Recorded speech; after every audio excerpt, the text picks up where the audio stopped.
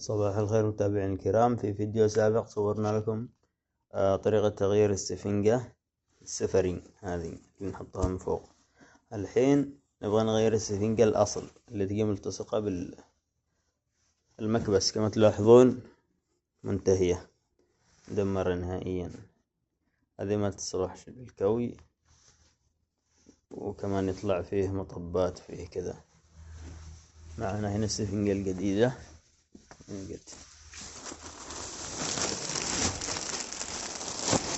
هذه السفنجة الجديدة، تلاقي هنا الأسلاك تبعه وكل شيء.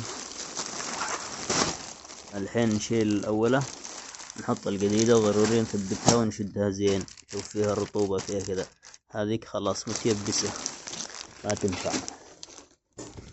هذه برضو السفري اللي نحطها من فوق يعني كمساعدة فقط، لكن هذه الأصل. هذه الحين منتهية. نفك الرباط، نفك هذا تمام، نطلعها ونحط هذه. تابعوا معنا.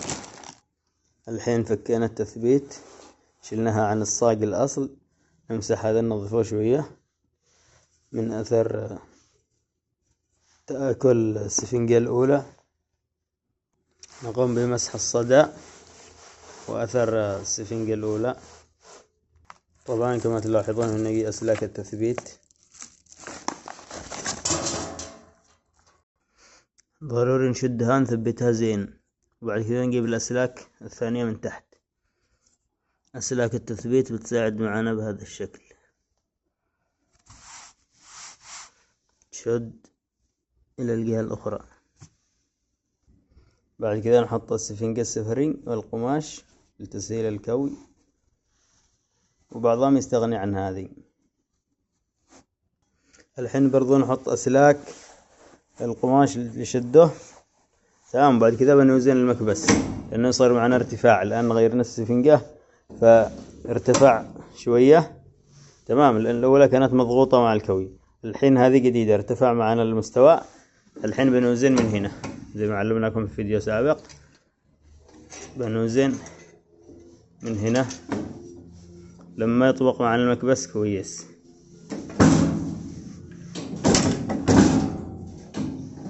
يكون مشدود شوية أفضل. أيوة، أنت لما تشوف مستوى يعني متوازن من طرف الطرف.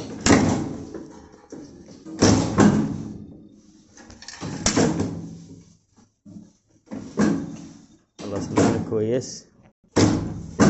خلاص الحين كويس. كل ما نشوف المستوى اللي يتناسب مع المكبس تبعه.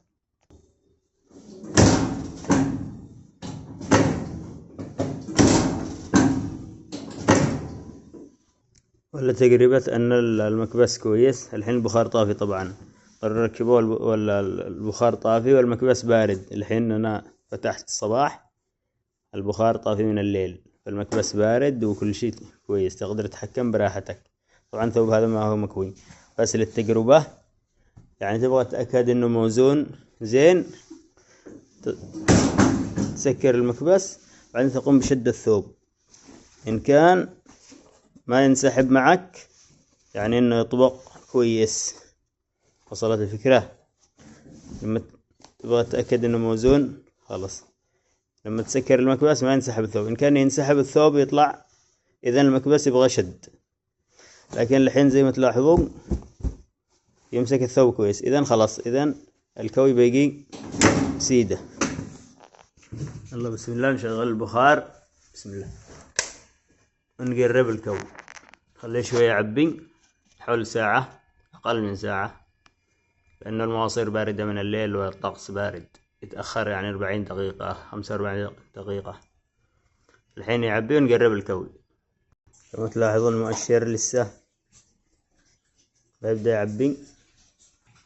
وأي استفسار اطلعوا بالتعليقات. السلام عليكم ورحمة الله وبركاته.